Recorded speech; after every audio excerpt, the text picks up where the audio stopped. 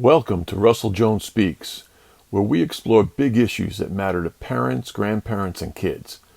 We tackle intergenerational issues. Everything that affects parents, grands, and children is on the table. That includes health and fitness, relationships, attitude, family unity, vision, adversity, God, and anything else that might arise. The goal is for you to take away something that you can use in your life immediately.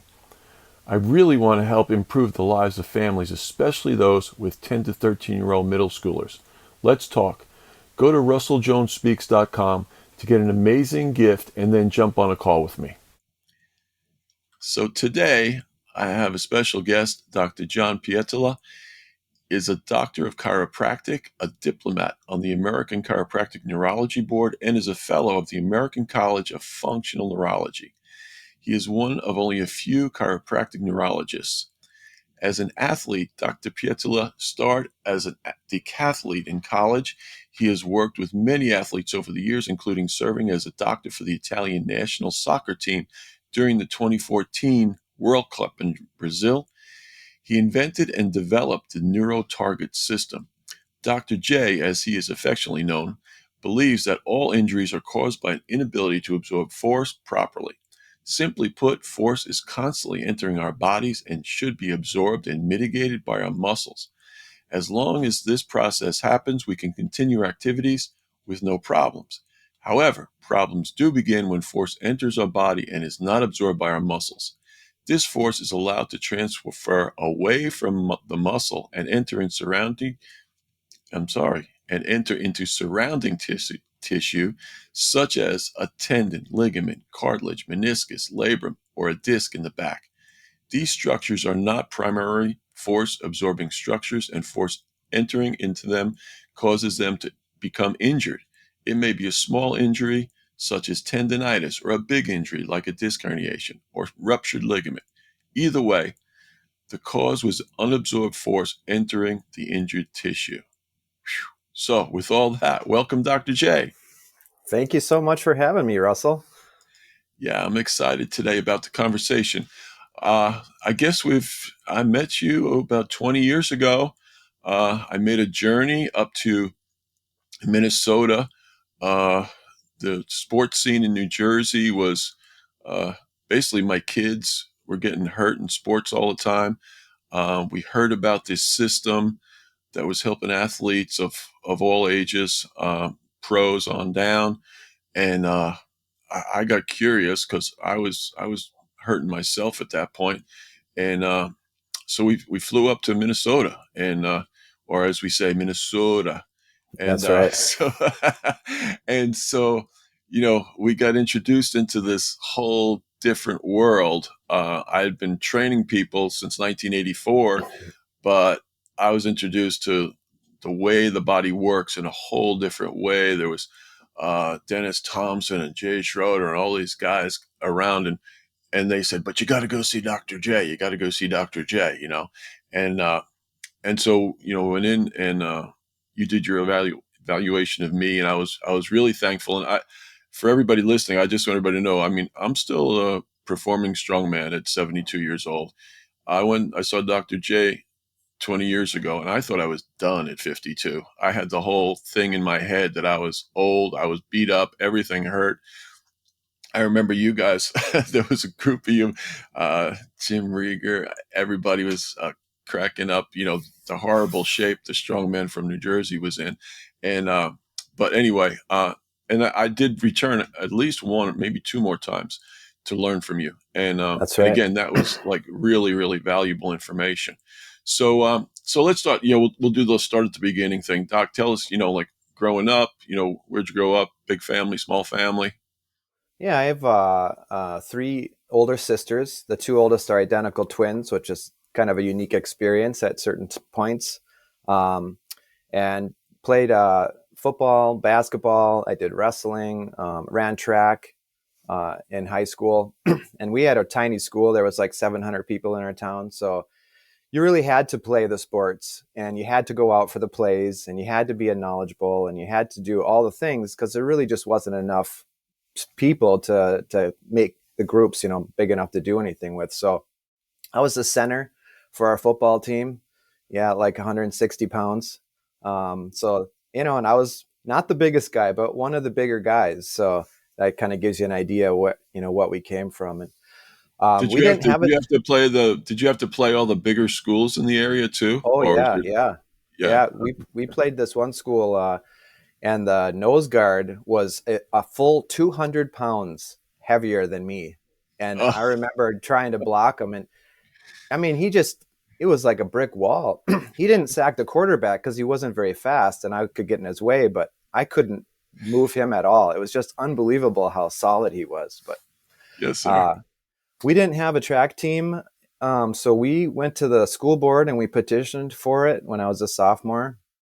And we had to raise all this money and find coaches, but we got it done. So we started track when I was a sophomore, and I, just being athletic naturally, I knew that that would be something I wanted to do, and eventually made it to the state championship in the 110-meter high hurdles. So that was my event right there. And then I went to Bemidji State.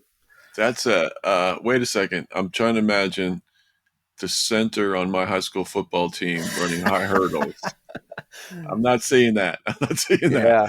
I mean, I was a very fast and agile runner. I could change direction really quickly.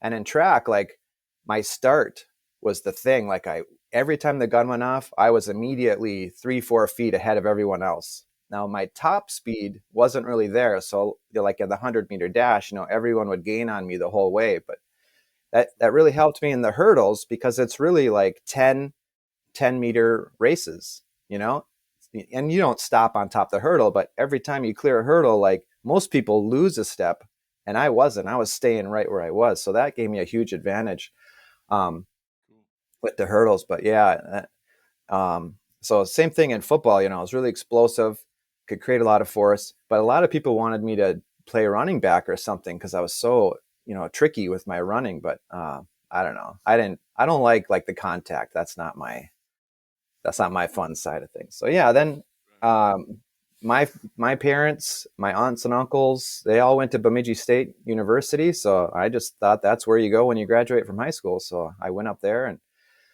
wasn't really even going to go out for the track team, but the coach called me and said, "You better come on out." So we went out and ran hurdles, and I tried to triple jump, and it was okay. But as a freshman, you're terrible compared to everyone else, and got better. And then I was kind of just, we didn't even have pole vault in high school. So then as a sophomore in college, watching the pole vaulters, I just knew deep down that was something I really wanted to do. So I told the coach, I'm going to do this decathlon. And he's like, "Nope, it's not going to work. You can't pole vault. You never threw the javelin. Like you can't, and I was like, "No, coach, I can do this." So my teammate, he started coaching me in the pole vault. And the very first meet we went to, I already was jumping like 13 feet. So, which was better than a lot of the actual pole vaulters. So I just kept working at it and the other events. But one thing that was that I kind of learned from the decathlon was that when you train, you'd think that you'd want to work on your poorest skill. But what we actually found was that my best skills, if I trained on those, I actually could get more better than I could if I trained on a poor skill. So my poorest was the shot put, and I could throw like 32 feet. And with a lot of training, I think I got it, up to like 34 feet, right? So, but in the pole vault, my first meet, I was at 13 feet. And by the time I was a senior, I was jumping over 16 feet. And so that's a Mm, huge increase. sure. And same with my hurdles. I was, running like, mid 15s, upper 15s, and I was able to get down into the 1490s. So again, when you talk about the decathlon, they score it by your time and they basically assign points to how much faster you go. So it's not about getting first or second. It's about getting your time and then getting the points. And running under 15, you're getting almost 1,000 points for that. And same with the pole vault, jumping over 16 feet. So that really helps your score. And by the time I was a senior, I was the champion hurdler. for our school. And I didn't set any records there, but I did tie the both indoor and outdoor pole vault record. And I set the school record and the conference record for the decathlon. And that school record held for a little over 10 years. And then Oh, that's this good. giant of a man came in there and beat the record, not by much. And I do have my picture with him, and he's towering over me. But now he's got the record, and they actually canceled the men's track program there now. So he's going to be the record holder for the rest of his life. But Forever. um, Oh, I that's did have cool. the opportunity to go down to Drake and run in the Drake relays. And we actually set a school record there, the 110 shuttle hurdle relay. And so I do have a record on the board at Bemidji State. I tied those pole vault records. So those, I don't get my name up for that, but What was that you suffered an injury somewhere along the way, or you had a couple of injuries? Like how yeah, I did mean, you? I had a back problem stemming way back to high school. Maybe even before that, when I was playing in a hayloft at my grandpa's farm, I had fell forward off of this. We were racing from one end to the other across the hay bales, and I fell, and my head went down into a hole, and my back bent backwards. So that was kind of my initial back injury.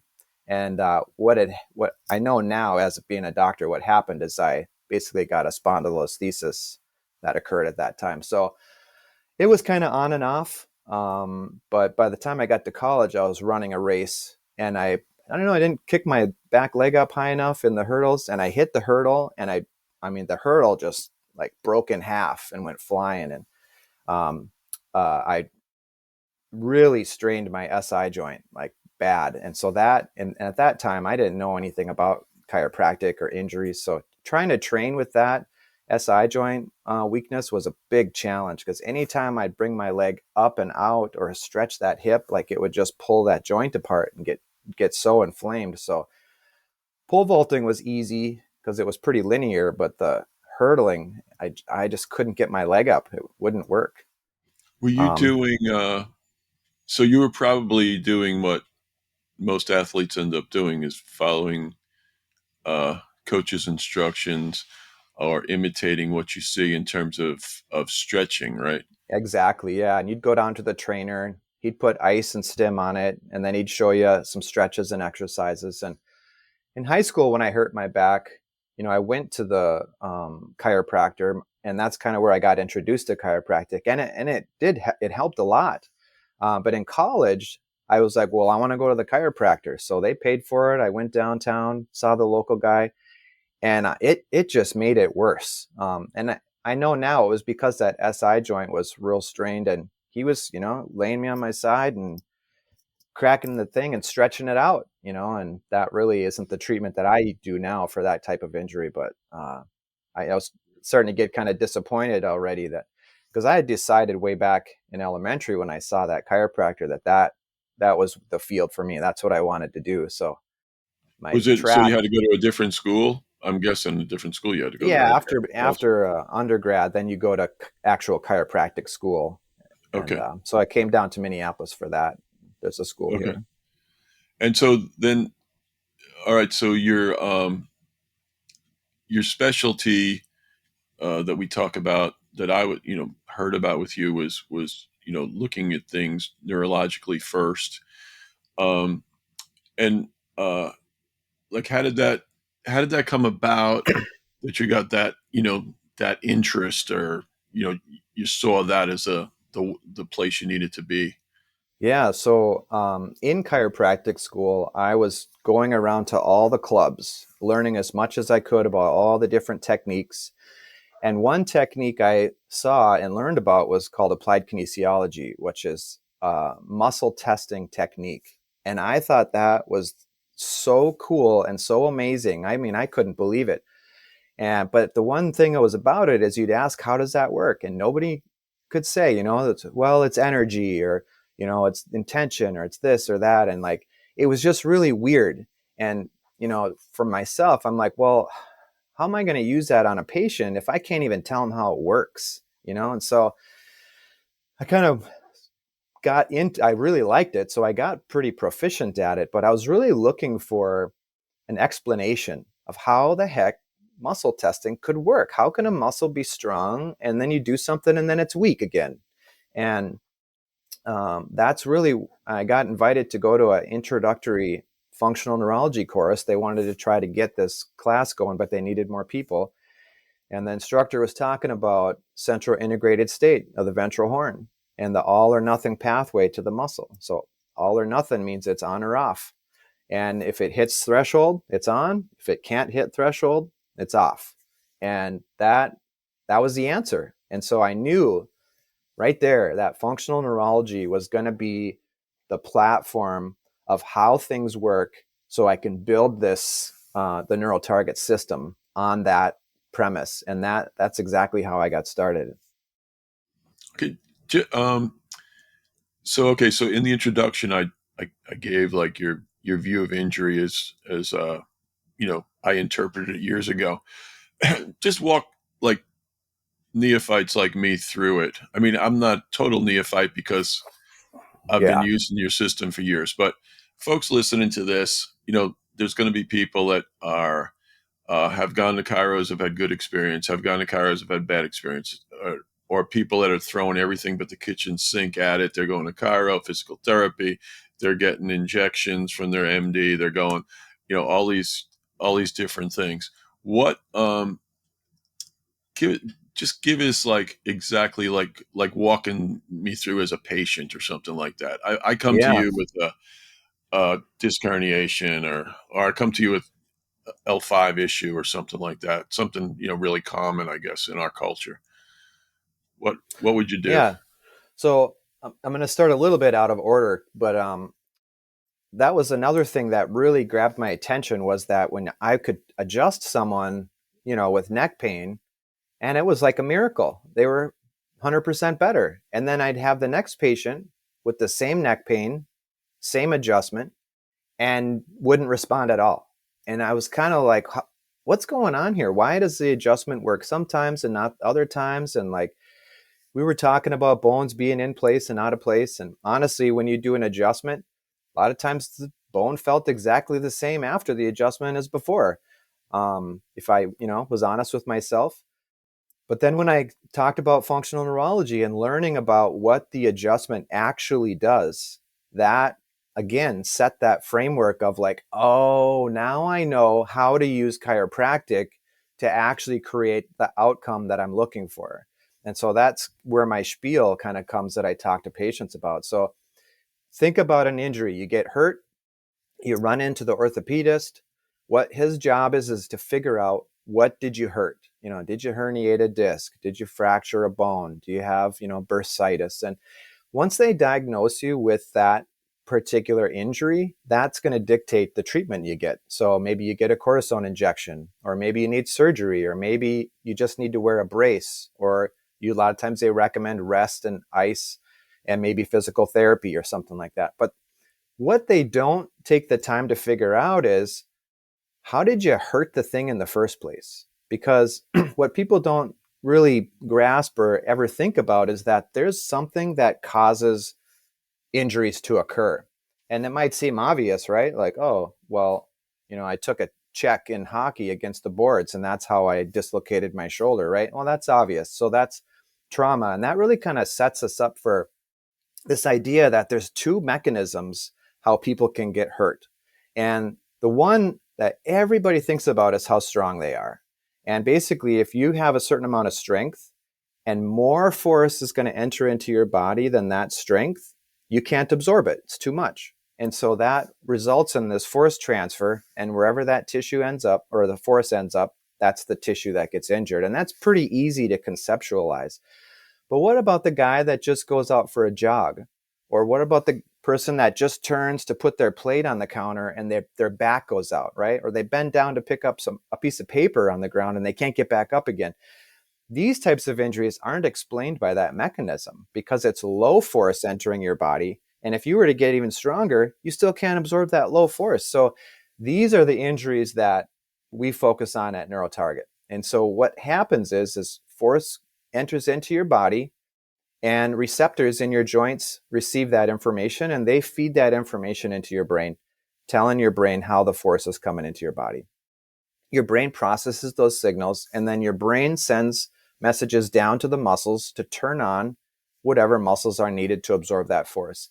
And this reflex is constantly firing. It never takes a break because gravity is always pulling on us. Now, this whole mechanism is super important because if you think about how the brain develops, you're born really with a structure and not that much function in your brain. But what happens is gravity pulls on our body and we start moving, and those receptors are feeding into the brain, stimulating the brain and helping it start connecting and growing. And gravity is the key stimulus, because if you think about the other sensations, like light, well, sometimes it's light and sometimes it's dark. Or temperature, sometimes it's hot, sometimes it's cold. Sometimes your pants are tight and sometimes your pants are loose, right? Sometimes it's painful, sometimes it tickles, sometimes it's pressure, sometimes it's vibration, right? So all these sensory modalities that we receive, they're not constant, but gravity is. So our brain is very, very intimately connected to our gravity receptors, which are basically the joint receptors in our body. And so that helps our brain develop. And this reflex then, because of gravity and pulling on our body, it becomes very, very efficient. You don't even think about it. And in fact, at night, when you roll over in bed, your brain's automatically absorbing and creating force the way that it's supposed to. But what happens is our brain actually processes at, a frequency, cycles per second, right? And what happens with time is it gets out of balance. We get a dominant cortex and a non-dominant cortex. And that happens for a lot of reasons. Could be because of an injury, and now you're not using your right leg as much. So the parts of your brain receiving information, they decrease in activity. Could be just the way you were born. I know for myself, I'm a right brain person. My right brain is more active, and that allows me to behave a certain way because I tend to dominate and do things that brain's good at. And the other brain I don't use as much. So you can see that. That's why some people are really good at math and they can't even spell like a simple word, right? Or vice versa. Someone's really funny and the other guy, like, he can't understand a joke for the life of him. It's because of the different parts of the brain that are dominant. So if this brain is processing slower, the left side, we'll just say, and the right side is processing faster, it seems obvious that the muscles getting information from the right side are going to work better than the muscles getting information from the left side. And that's why when you look at people, they got their heads tilted, right? Or their shoulders higher, or one foot turns out, right? These are the manifestations of this asymmetric brain. But to take it a step further, if it gets too far deficient, the amount of time that it takes to process that information and create output is too long. And it's fractions of a second too long. So basically, as force enters into your body and this reflex is firing, we need to get that muscle to turn on before the force, passes by the area. And if that brain is processing too slowly, there's going to be a delay in the output. So the force comes up, it goes into your back, and then the muscle turns on. Now, this all or nothing pathway, it is on or off. And so you could have a very, very strong muscle, but just like a light bulb, if it's turned off, there's no light. And same with the muscle. So that allows these tiny forces to sneak by, and maybe one tiny force doesn't do much damage. But if you're going to go out and run 5 miles and every step that force transfers into your back, by the time you get home, you're going to have a pretty bad back pain. And so the whole NeuroTarget system is really set up to evaluate this, exactly what I described. We go through a neuro exam, we test all the different areas of the brain. Every test we do is completely normal, but we're just looking for these little differences, and that helps me target in on what part of your brain we might want to look at for the treatment. And then we go through your whole body, and we physically test each muscle to see how fast it can turn on. And it's pretty obvious when we find a muscle that can't turn on, it's like the light switch is off. And we can use that muscle and track it up through the nervous system to see where that weakness is coming from. And we can do things to the body to create feedback from the joint receptors to see if we can change that weakness. And that's one of the ways we figure out exactly what type of treatment will work for you as an individual. And some people have low back pain and we have to adjust their neck. And some people have neck pain and we adjust their shoulder. Some people have hip pain and we have to adjust their head, so it's all about this troubleshooting to figure out what kind of feedback can we create. So then this is kind of the icing on the cake then, is we can use chiropractic as a method for stretching receptors in the joints. And I talked to you about how intimate that relationship is. So when I say, hey, Russell, I'm Dr. J, like that's a stimulus to your brain. And you can remember my name after that because you form a new neuron that you never had before, that Dr. J neuron. And that neuron's going to grow and connect with other concepts that are similar to what you might experience. So you can relate to what I'm talking about.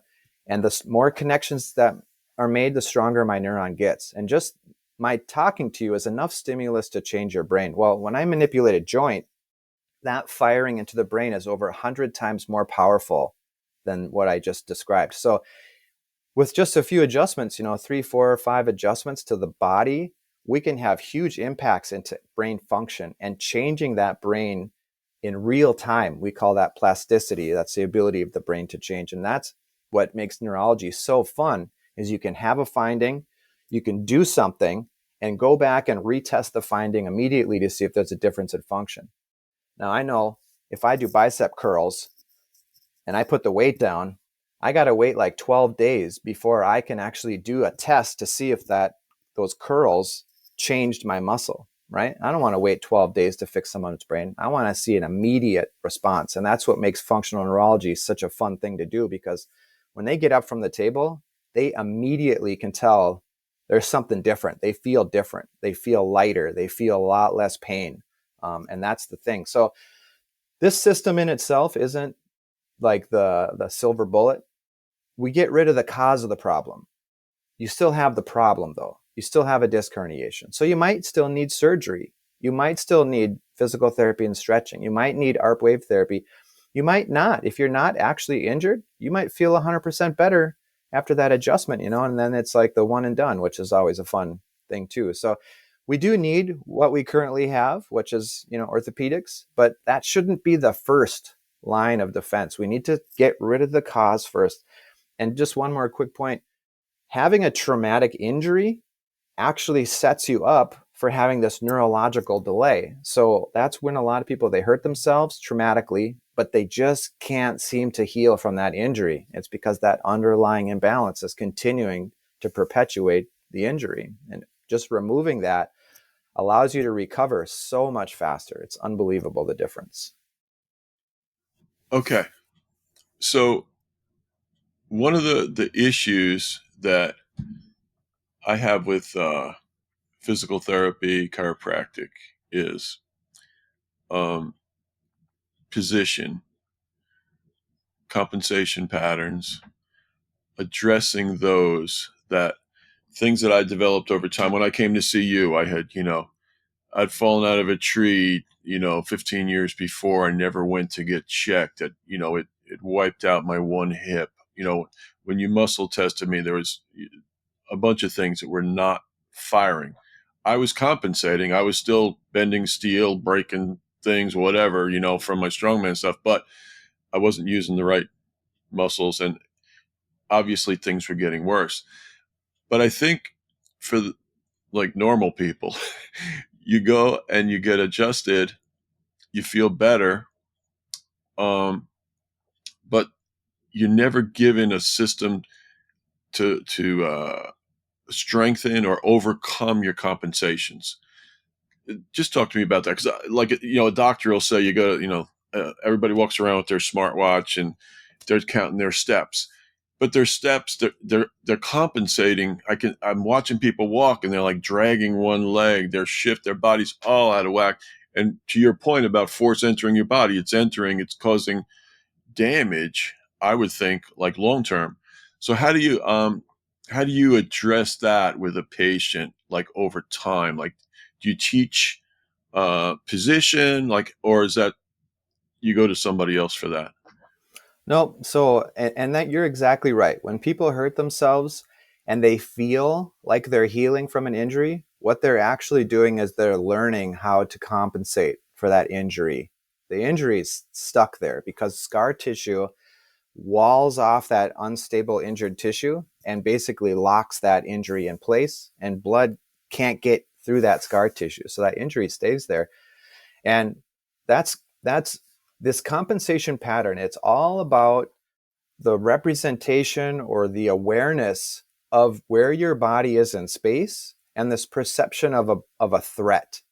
So if you have a feeling that if I step on my foot, it's going to hurt, then you automatically set up a pathway to like not do that. And so that's it. And a lot of times over time, then you kind of lose where your foot is in space. And now this pattern is locked in. And even if the foot heals, you still got this weird limp because you've ingrained this pattern in your system. So rehabbing that is all about getting the brain to be aware of where the body part is in space. And one, chiropractic is a huge way when you manipulate those receptors in the joint to get that connection going again. We can also use exercise as a way, moving a joint. We can use modalities on the joint at the same time we're moving it. So a lot of things we use here is vibration. We use electrical stim, and if we put, we'll just say the ARP wave on your joint, and then we make you move it, every one movement is like, 100 to 500 movements in your brain. So we can rapidly retrain your awareness of where your body is in space and how it's supposed to be moving. And we can restore those compensation patterns pretty quickly through that kind of methodology. Okay. And I noticed too in your system, which I wasn't aware of, and I don't know if you were including it, back then. You talk about fuel delivery. Talk about that. Yeah. Expound on that. It was part of the system, barely, and I didn't really have it as a separate wing back then. But when Dr. Jen joined my practice, she's really excellent in functional medicine, and so she really kind of brought that part of the system in, and it's very, very important because when you activate receptors and they fire into the brain, there has to be enough fuel in the brain to um, receive that information and create neurological firing and change. And if you have low oxygen or low glucose, it's like driving a car without gas. You push on the gas pedal and it's just not going anywhere, right? So back in the day, I would evaluate that. A simple test would be like shining a light in their eye, watching their pupil constrict, and then just seeing how long that thing can stay constricted before it starts to fatigue open. If we've got 3-4 seconds of constriction, that's a decent amount of fuel. If we shine the light in there and it closes and opens up, within a second, that's not good fuel. And so that would be something I would consider in the treatment. So do we have to do some rib adjustments to try to get more oxygenation? Do we have to actually, give them a snack or some sort of sugar to get the sugar up in their brain? But Dr. Jen took it to a whole new level in that she really wanted to look at, again, getting back to these underlying mechanisms of why the fuel is bad. Do you have a leaky gut? Is your body full of inflammation? Do you have underlying conditions, like a hypothyroid or anemia, or chronic breathing disorder that's causing, or is it just postural, or how, sleeping and eating and all these factors? Is it autoimmune? She really could get into that by looking at blood chemistry, and when you target, an anemia, which is a problem where you can't bind oxygen to your blood cells properly, and we can get that underlying condition resolved, we can really help that fuel delivery, and that then allows us to change their brain where we wouldn't have been able to before. So you're looking at people's diet, supplementation, and okay, and are you giving them like specific action? I'm guessing yes, right? You're giving them Absolutely, yeah. specific Everything things. is 100% individualized to that person. So a lot of times we'll actually order blood labs. We get a very comprehensive lab panel that we can look at multiple markers. A lot of medical providers, if they look at your thyroid, they look at the T3 and T4 and maybe TSH, or, 3 little markers, and they're like, oh, okay. And then here's some thyroid medication. where we're actually going to look at, 8 different markers where we can really kind of track that mechanism back and figure out, where is this thyroid dysfunction really stemming from? And then we can go after that, whether it's with a change in diet or a change in their supplements, and we can get really specific to that individual. Right. Cool. Yeah. So, okay. So when we were talking a few days ago, we talked about, I was whining about medicine today, uh, just the state of it. And you had referenced, where there'd be like true health care where, like you talked earlier about, okay, if, whatever, my elbow hurts, I go to the orthopedist. Well, probably I can't even, because in the medical system today, I have to go to my whatever primary Your first, primary first, and yeah. then I got to go to my orthopedist, and the And it takes orthopedist, weeks to get in. if not months, but I don't want to get Yeah. into that whole story. But and so, um, but you're on the on another side. You're not in. Let me ask you this: Could the neurologic chiropractic approach that you take be complementary, joined with, um, what we're going to call allopathic medicine today, uh, mainstream medicine? Is there a I think, place there, or is it just a systemic thing that's keeping everybody separated? yeah, I definitely think there is. And I think what I was talking to back then, a couple days ago, was this continuum where you start perfectly healthy. And as your health deteriorates, you're moving to the right. And eventually you're going to cross a line where you have a disease. And so chiropractic or functional neurology is going to be working to the left of that line. And the idea is that we actually take the time to educate patients about sleeping and going to the bathroom and making sure their bowels are moving and eating healthy foods, and avoiding inflammatory foods like sugar and gluten and dairy, that could be a problem for certain people. And we take the time to educate them on how to exercise and how to do, certain things. Medical doctors, they don't have time for that. You're in, you're out, so that's the first whole thing, is just keeping people to the left of that line. But if someone breaks their arm, I definitely don't want them coming into my office. They got to go see that, the medical doctor for that and get a cast on it. So we're both necessary. And if someone, the idea about the education is giving people the tools to help themselves. Now there's just some people, I don't know, they're too lazy, or they just like alcohol too much and they just can't stop. They're going to cross that line.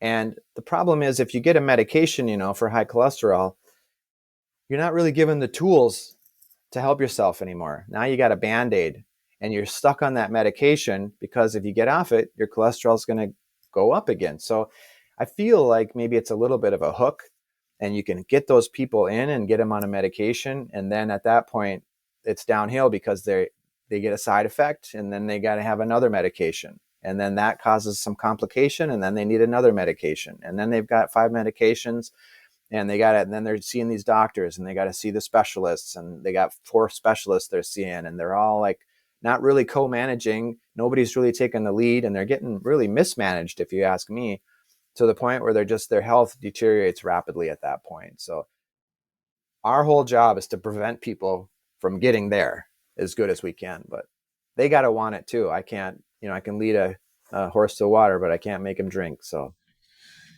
Yeah, I mean, that comes back to, mindset. I mean, well, I've written about it for years and stuff. I mean, just in terms of owning your health. I mean, no matter, where you go, I think, our I think the way we're raised, we're never really looking at our bodies. We're looking outside our knowledge that we accumulate, how to read, how to do math, how to do all those different things. But the self awareness about our own physical being and how that works, and how we have to adjust over time as our body changes and situations change. And I think, the mindset to own your health, you just said it. I mean, some people, it seems that it's a lazy thing. It's easy to say, I mean, when I was a kid, I mean, the local doctor that came to the house was like second only to God. I mean, whatever the doctor said or shot you with or whatever, it was the right thing. But owning your own health, yeah, it takes energy, it takes thought, it takes responsibility. So so we're And talking about. I saw, just a quick interjection, I saw a really cool thing. It showed this woman who was obese, and she was talking about how hard it was to be overweight, how much difficulty there was revolving around that. But then it's like, well, look at this person who's in shape. Look how hard they work at their diet and eating and in the gym, to keep their body healthy. Like, they're both hard. So it's like, just pick your hard. Which hard do you think is better? It's not going to be easy either way. So yeah, sorry to interrupt. Go ahead. Yeah. No, so I'm just saying, so when you have a new patient come in, client patient come in, you start talking to them, like, how do you evaluate like their mindset? What, like, what jumps out at you? Because, well, you answer that. Yeah, I'm not Yeah, I gonna. mean, the first thing is I just ask them, like, well, what's going on? Tell me about your complaint. And the detail to which they can describe their complaint really lets me know how well they can observe their own body. And you can get a 18-year-old kid, and it's like, what's going on? I don't know. Like, well, what are you doing here? Well, I guess my ankle hurts. Like, well, what happened to it? I don't know. I guess like I kind of tweaked it or something. Like, well, how is it? Like, I don't know. Like, he doesn't know. He literally isn't feeling his body, and he just doesn't have that awareness or the intention of what's going on inside me. Then you get some other people, and they're describing, like, I feel it here in the tendon, it feels like bone, it feels like pulling. If I move like this, like, I can feel it more. If this way, relief. They got all the answers, so they're really in tune with their body. And part of my quest is, when they get up after the treatment, it's like, listen, just take a moment and just feel your body now. Feel what it feels like, because this is what it feels like when you're absorbing force properly. And when you don't feel that anymore, there's a problem. So you have to get aware of yourself, so when you need help, right? I think a lot of people get that because they can feel it right then. Like, and you were there, you did it. And so it's this really distinct difference in how you're standing and where the pressure is it's so noticeable. I think it's a good point to bring up at that moment, so that they can actually get in touch with their body. Yeah, for sure.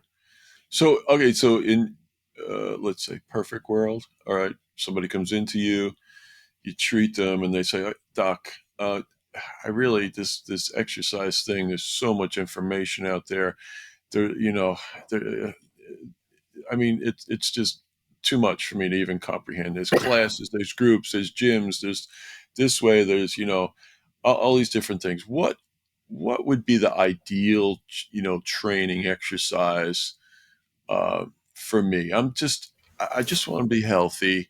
I don't want to climb Kilimanjaro. I don't want to be in the world's strongest man competition. I don't want to be ripped to shreds for a beauty bikini contest. I just want to feel good and and just be healthy. What would be that Yeah. regimen? What would that look like? So first off, I would say, if there's a certain type of exercise that you actually like doing, that's going to be better than not doing anything at all. So do that. But if you really want to get into it, there is ways of exercising that can promote health more than other types. So I like to use a lot of isometric exercises and a lot of eccentric exercises. There's some really good reasons for that. One is, with an isometric, you're not moving, and you can't hurt yourself if you're not moving. So they're very, very safe. And with an isometric, you're really squeezing against yourself or holding your own body weight. A 10-year-old can do it. and a 95-year-old can do it, because a 95-year-old, there's no way they're going to squeeze so hard that they can hurt themselves. So it's self-governing, and it's kind of a little bit mind over matter. If you want to get more out of it, you squeeze harder. You want to make it a little bit easier, you squeeze less hard. So it's very safe. And when you start looking at research about how the body works, if the things that the body needs is, one, it needs to be stimulated to the point where it fails, and two, it has to be done at a high velocity. So if you move at high velocity, that could be dangerous. But what's really cool about the nervous system is when you're holding a position, your muscles are actually alternating between the flexor and the extensor at the fastest rate possible, which is around 15 hertz. But that is actually highest velocity firing of the nervous system. And so not moving is training at velocity.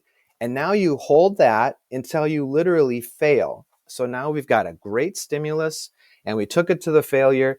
That stimulates your muscle to actually respond and grow. If I just do 10 reps with the biceps and rack the weight, I didn't fail. My muscle's not changing and adapting to that.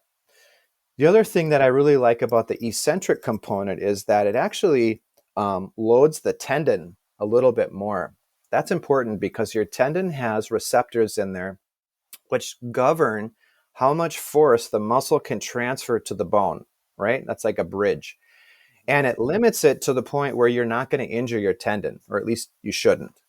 And many people, most people are actually way stronger than they can actually display because their tendon is limiting that force transfer. And so when you start exercising in an eccentric position and strengthening your tendons, you're going to allow your muscle then to display more force that it's capable of because there's less restriction there. So I always think about these eccentric exercises as really like laying down the platform to which now you can build strength upon.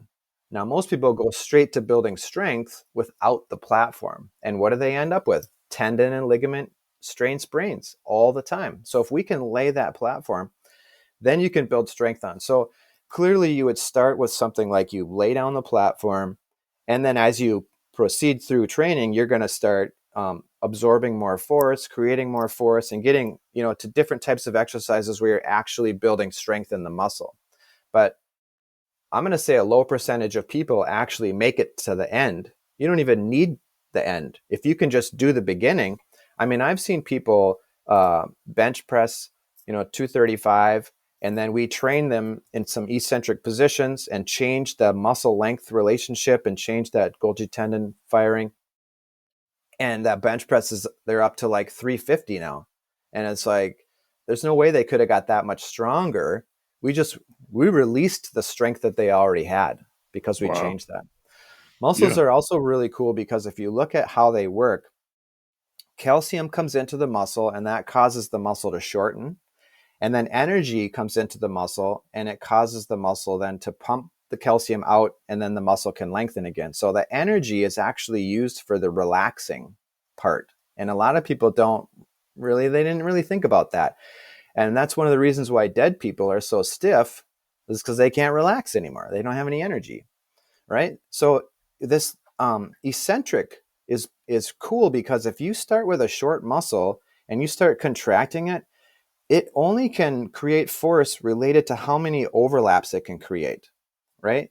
Now, if I start with a muscle that's real long, it can overlap way more.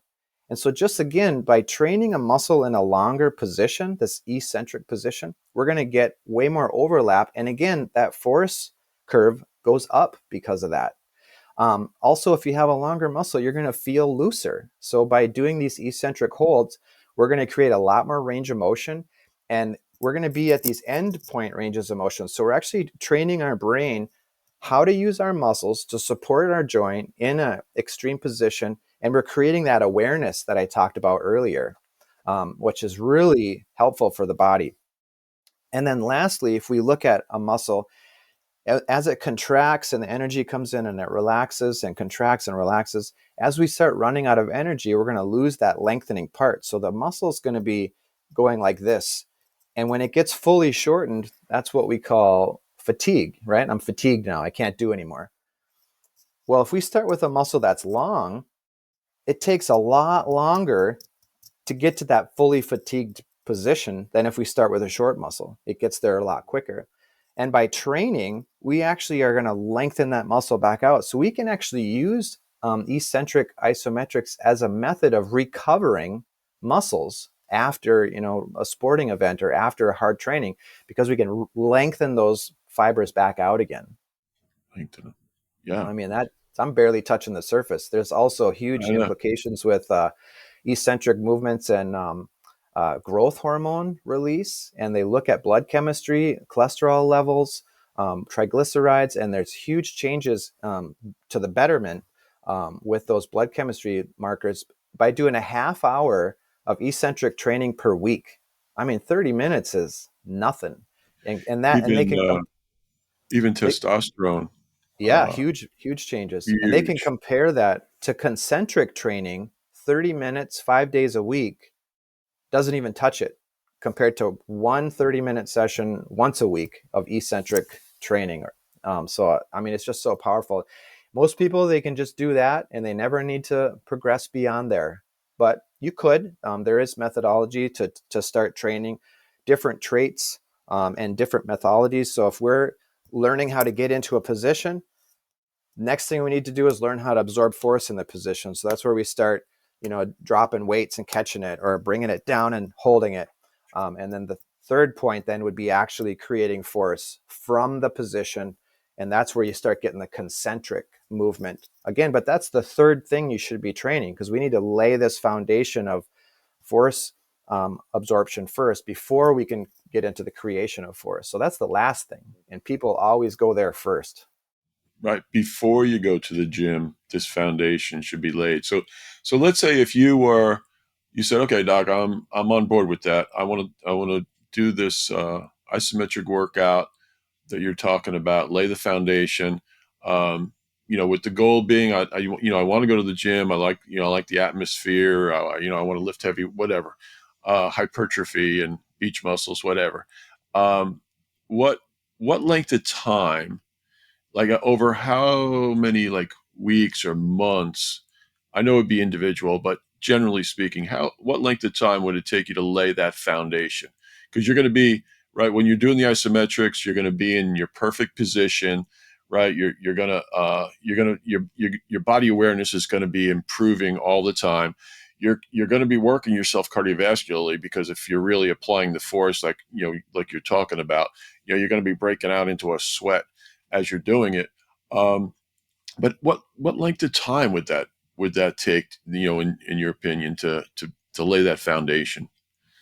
I'm not sure that you could ever get to the point where, well, I shouldn't say that. I was going to say that you would never really get to the point where you were done laying the foundation, but that's actually not true. There is some mathematical calculations that we can use. I have it in my notes somewhere. I don't remember it offhand, but you can measure the amount of force that's produced over time on a there's like a platform that can measure that stuff. So you'd have like maybe like a bench, and you're not actually benching, you're just pushing into the bar, and this plate is measuring force, and you have to create so much force in a certain period of time. And with these calculations, it tells you when you've kind of reached your maximum potential of that particular trait, and when you have to move on from it. For example, if you're throwing a shot put and you're getting stronger and stronger and stronger, now I can bench 300, now I can bench 400, now I can bench 500. You've got the strength, but if you can't move your arm fast, you can't throw the shot put farther. So eventually you're going to get to a point where strength isn't helping you anymore. We got to work on the velocity, right? Yes, And sir. change that trait. So now I can start using my strength to move that shot put faster, right? And because if I'm pushing 300 and it takes me 2 seconds, and I push 500 and it takes me 2 seconds, the shot put's at the same velocity, right? And it's not, I could throw a heavier shot put the same distance, but that's not what the goal is. It's to throw that 16-pounder faster. So we have to change the trait at that point. So there is ways to measure, and the traits are in a specific order that you go through, and I have that all written down too. But so you could look at those calculations, and that would tell you when to move to the next trait. And also, depending on what you're training for, you would want to concentrate more heavily on certain areas. Obviously, you wouldn't train a distance runner the same way you're going to train a shot putter, right? Because the shot putter is going to need a lot of strength and speed, where a marathoner is going to need a lot more endurance, right? So there's kind of this looking at what do you really want to get out of it. That's important, I think. Okay. All right. So that leads into my next point. Uh, and I think we talked about this a little bit too, was you're a parent, whatever, your kid's middle school, high school, coming up the ranks, and they want to be an athlete, pick a sport, whichever sport, baseball, football, basketball, whatever. And so they're getting coached, they're practicing their skill, and um, then somebody comes along and has a sports specific strength workout. Uh, what's your I don't know. I kind of get a check when I hear that. Yeah, Uh, me too. I mean, yeah. there's a skill is definitely necessary. I mean, you can't hit a baseball with a bat if you don't have skills, right? Or shoot a basket and make a basket.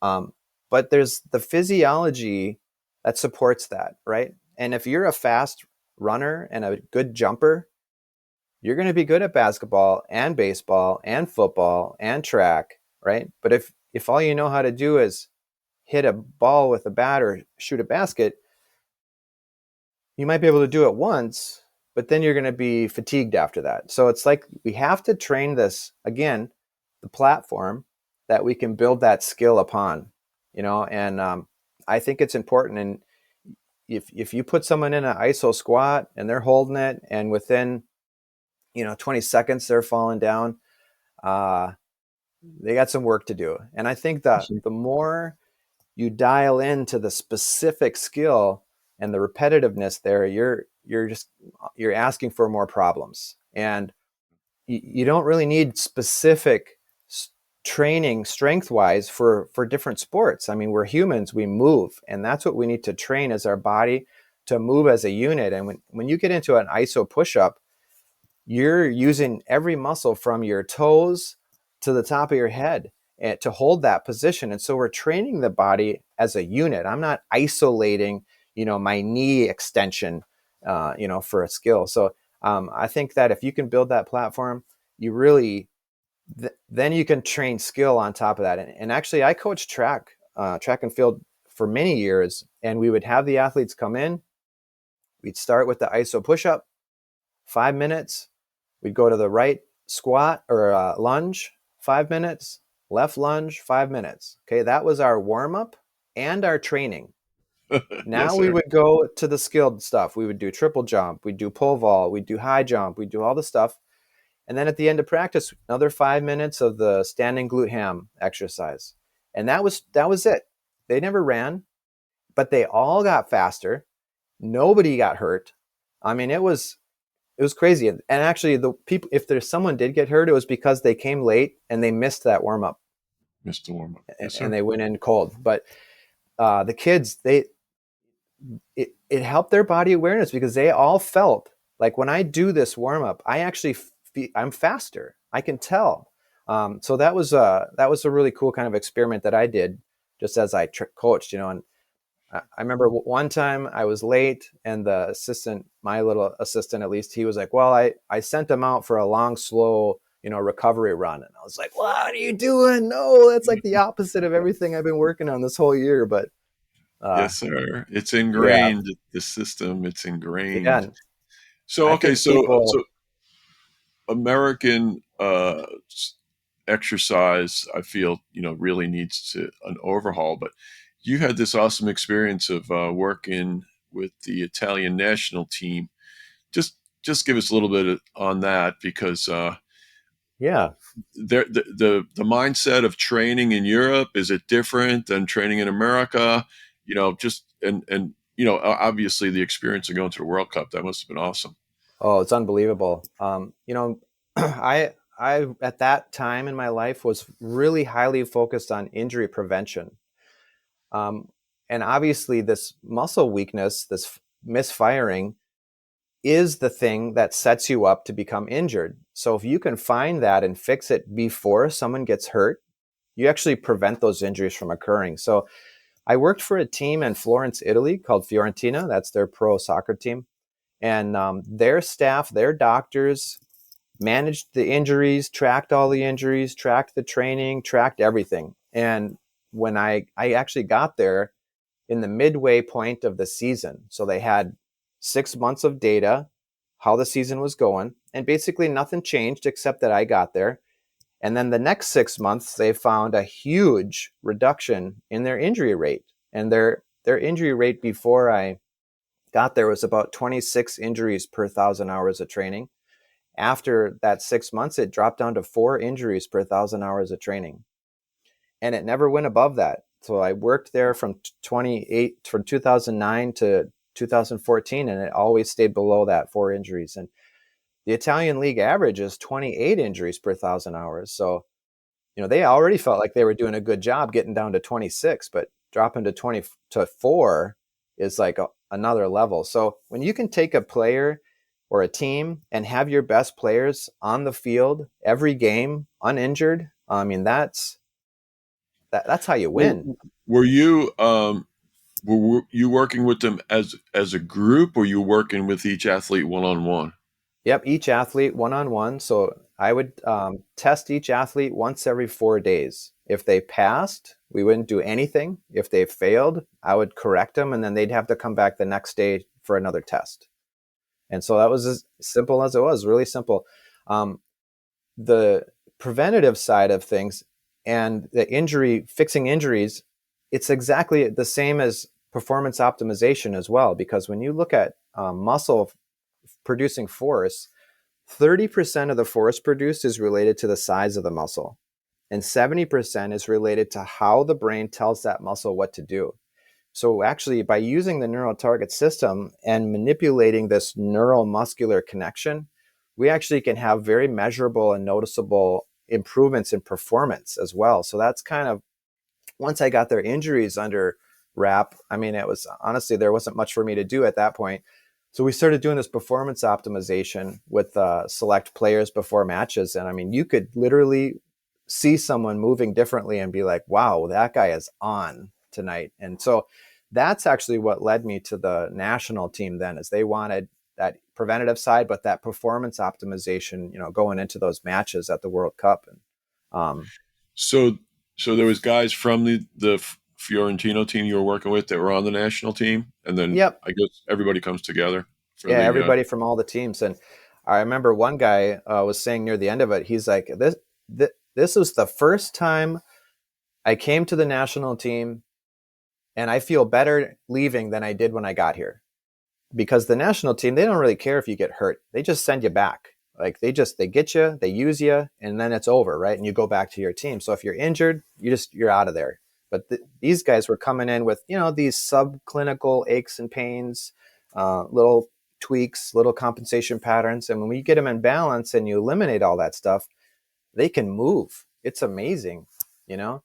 And that was kind of a cool thing that Fiorentina actually did, was they started buying up the old, almost retired guys, right? They got so much experience, right? But they can't move their bodies because they're got 47 injuries, right? So we'd bring them in, we'd get them in balance, we'd start rehabbing them, we'd get their tissue healed, get them back out there, and they would play phenomenally. So we could extend their career, years, and they could get another contract where they were basically put out to pasture, right before that. So that was a really cool thing. And Fiorentina could build these guys up and then sell them or rent them out and make a profit off of it. Actually, that was one of their ways they could make some money. Nice, nice, nice. So, okay, a couple more things, Doc. I do appreciate your time coming on with us today. Aging. Um, I was talking to another old timer, actually just about my age, 72. He's been training his whole life. And in the conversation, he said to me, he said, one of the big mistakes people make is that they don't change the way they train as they age. And he came up. He said, I really feel at this point in time that at least every, I think he said 10 years.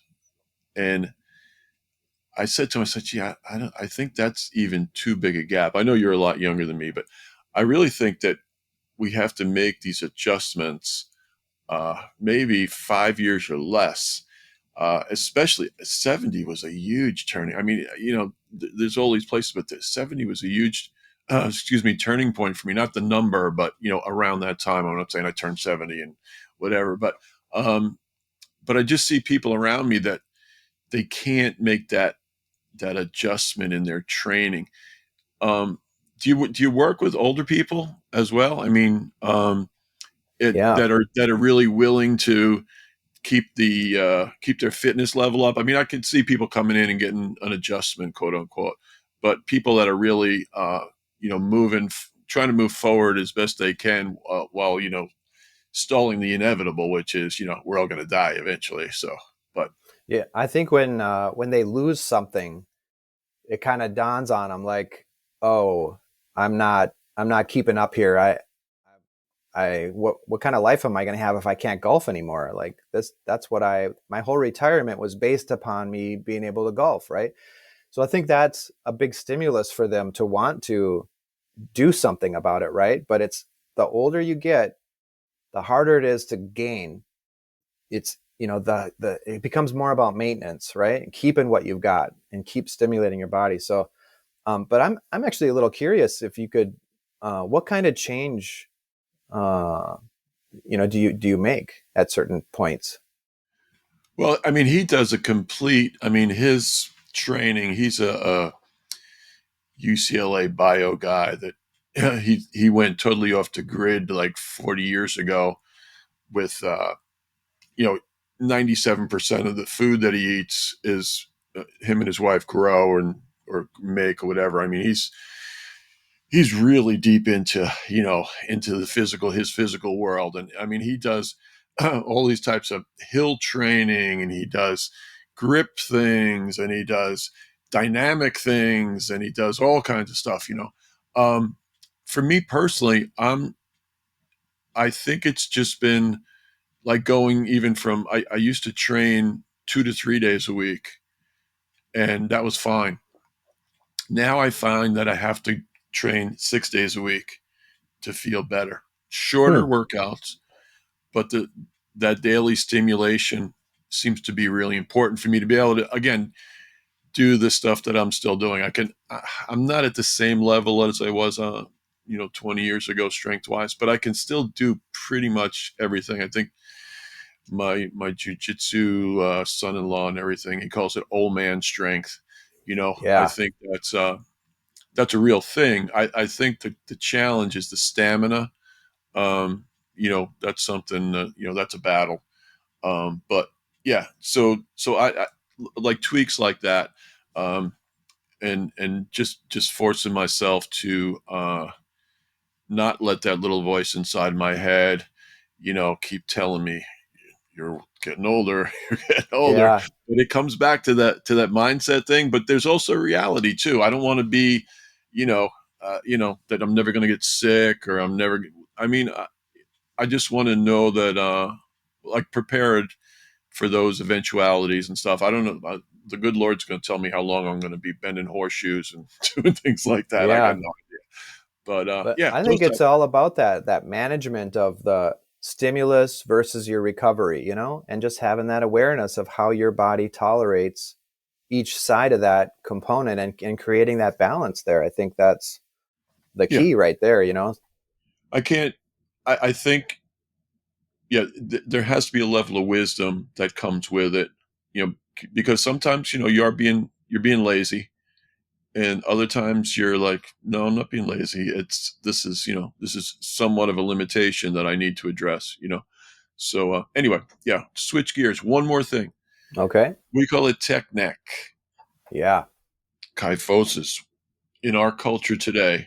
I mean, it's just, I mean, just everywhere, right? I don't even know what the world's going to look like in 20 years. I mean, like it's going to be devolution instead of evolution of the human species.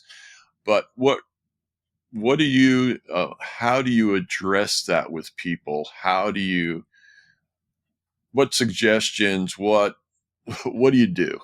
Yeah. You know, So, and te- is any of it reversible? oh yeah, yep. So there's a principle in the body. It's called Wolff's law, and anywhere that you put a stress in the body, that tissue is going to build up to meet the demand placed on it. Right. That's why when we train, we want to stress the tendon to build that up. But when you got your head tipped forward, they can measure the amount of tension at the fulcrum here, and it is the amount of pounds that go to that area. I don't remember the exact numbers, but it was like 8 times the actual weight of the head, because when you go forward, it's going out now, right? And so to create enough pulling to hold it, it puts a tremendous amount of force on the back of the neck. And so what the body does then is it starts bringing in calcium to reinforce that tissue. And so what we see is on the back of the vertebrae, on those spinous processes, this calcium is starting to grow out and they're getting longer. And you can see these like maybe little spurs, you could call them, coming out from the back of the neck where these muscles and stuff are attaching because there's so much stress on them that we need to calcify that tissue to make it stronger. So that's the first thing that we're seeing that on x-rays now, the tech neck. And so it's this position though that is causing it. So, in the office, what we talk about is getting your head up, getting it back, getting your phone up in front of you, like, and you can rest your elbows on your kind of the front of your body and sit there and you get your head in a neutral position, at your desk, getting your computer screen up so you can look straight, instead of looking down, at stuff. Those are just some simple ergonomical things that you can do, but, and then just, you don't need to spend 14 hours on your phone, and you can look at a lot of teenagers phone use, and it's ridiculous that 12 to 14 hours a day looking at their phone or doing something, and I check my phone and I think I had like 49 minutes on it, like at the end of the day, so I mean, I get to work, it goes in the drawer, I check it right before I head home to see if my wife needs me to pick up groceries or something, and then I mean, it basically lays on the counter until I set the alarm to wake me up the next morning. So Right. but that's Yeah. the thing. And then having your head forward and, over strengthening the back of your neck, you're going to create some imbalances. So the next thing is you want to actually do some active strengthening for the front of the neck. So it could be as simple as laying on your back and just holding your head up and putting that tension here, because the tighter and the stronger your back gets, the more that neck is going to go into that military spine or even that kyphotic curvature. And we want to keep it, more lordotic. So we've got to get this strengthening. There's another one that I give people where they lay on their back and they're basically tucking and extending like this and just strengthening those deep neck flexors to start creating that balance and take the pressure off the back. And those are some simple exercises we just do right in the office here. But we also see Any rotational things or anything, or not really? no, but I was going to kind of get to that. It's actually vertical. So because of the scrolling and this eye movement, we're starting to see these uh, not normal eye movements going up and down. And that's really important because when you look up, you move your head up. And when you look down, you move your head down. When you look to the right, you move your head to the right, and left to the same. Those neck muscles are linked to the eye muscles. And in fact, the nerves that go to the eyes just keep going down and control the neck muscles. So they're one-to-one linked. And if when we check people's eye movements, what we're actually looking at is how do they move their neck. We don't have to watch them move their head. And if I see an eye movement that's jerky, I know when they move their head in that same direction, their head is jerking. And that's putting stress on these structures. And what we see with this scrolling is that their up and down, their vertical movements aren't coordinated properly. And that has a lot to do with up and down head movements, which has a lot to do with their front to back center of gravity. And we start seeing this gravitational shift forward and putting even more stress on their back. And that's why a lot of the old people, as they start losing this, they start getting rounded and a lot more forward. So we have to actually give people exercises where they're looking at a target, and moving their head up, or just, moving in different directions to try to re-coordinate and retrain those pathways that are starting to get deficient. Well, yeah. And that should, I mean, the strengthening of the neck and keeping it in position should actually be part of when you exercise, right? I mean, Absolutely. that should, I mean, you can add extra on top of it if you need it, right? But yeah, so yeah, it's just it's a big deal. But anyway, And it's going to get bigger too, I think. yes, sir. All right, so Doc, what's the best way? Do you do? What's the best way for people to get in touch with you? Do you do any online consultations, or do people have to schlep up to, was it Burnsville, Yeah, Burnsville. Yeah, they got to get Minnesota? up here. They got to come in. I'm a face-to-face guy. I got to get my hands on you. I got to, see you move, feel the way your muscles work. That's how we figure it out. It's a hand-on thing. Yeah. But that's not a actually from the experience I had flying up there. It's not too far away, right, from the big airport up there. Yeah, this maybe 10-15 minute drive straight south. Yeah, I don't know. That might be a trip I would encourage people to take. But anyway, I know your website is www.ntchiro.com, and that's a wrap. I'm just really excited about today, and I hope everyone enjoyed today's episode and you got some takeaways that you can use.